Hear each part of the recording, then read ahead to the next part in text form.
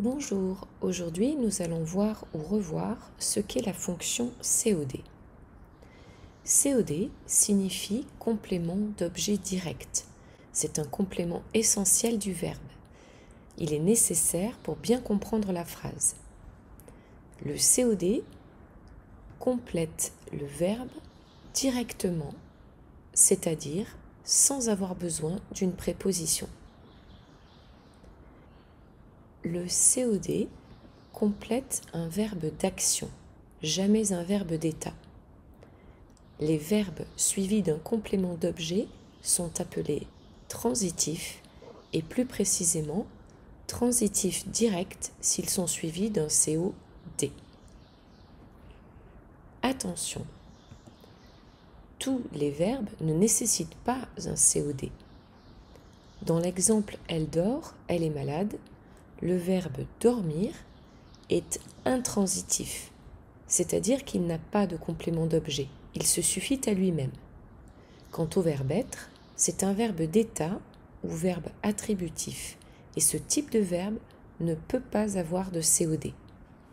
On veillera donc, lorsqu'on dit ou écrit qu'un mot est COD, à toujours préciser de quel verbe il est COD pour vérifier que c'est bien un verbe d'action. Le COD complète le verbe d'action directement, c'est-à-dire sans avoir besoin d'une préposition. Mathilde regarde la bague. Il n'y a rien entre le verbe regarder et la bague. La bague est donc COD du verbe regarder. Comment reconnaître un COD? C'est tout simple. Il faut reprendre le sujet et le verbe de la phrase et demander ensuite qui ou quoi. Mathilde regarde qui ou quoi? La bague. Donc la bague est COD du verbe regarder. Il existe une seconde façon de s'assurer qu'on a bien affaire à un COD. C'est qu'on peut le remplacer par un pronom. Mathilde la regarde. La est un pronom qui remplace la bague.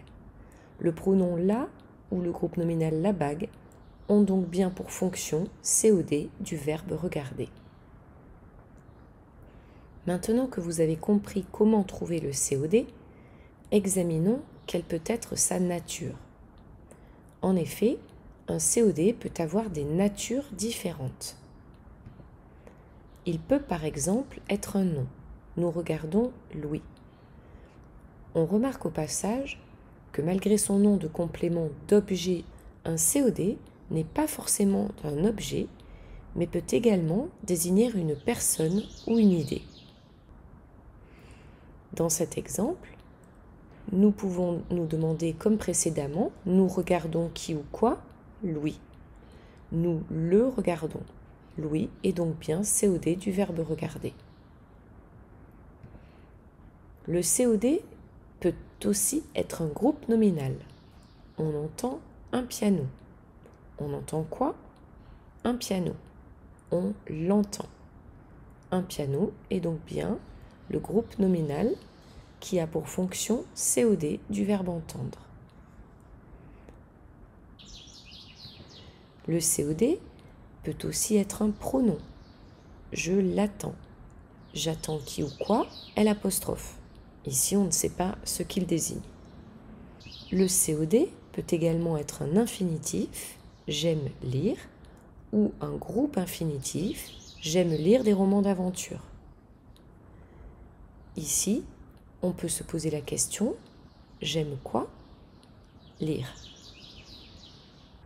Il peut également être une proposition subordonnée conjonctive introduite par que. Tu sais qu'il habite dans cette maison. Tu sais quoi? Qu'il habite dans cette maison. Tu le sais. Qu'il habite dans cette maison est donc bien COD du verbe savoir. Enfin, un COD peut aussi être une proposition subordonnée interrogative indirecte. On se demande combien elle a de frères. On se demande quoi? Combien elle a de frères. On se le demande.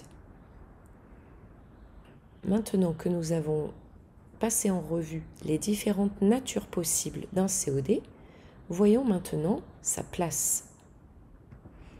Si le COD est un pronom personnel, je la regarde, ou relatif, le bijou que je regarde est un collier, ou encore si la phrase est interrogative, que regardes-tu?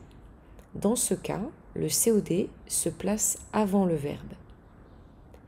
Mais dans tous les autres cas, le COD se place après le verbe qu'il complète.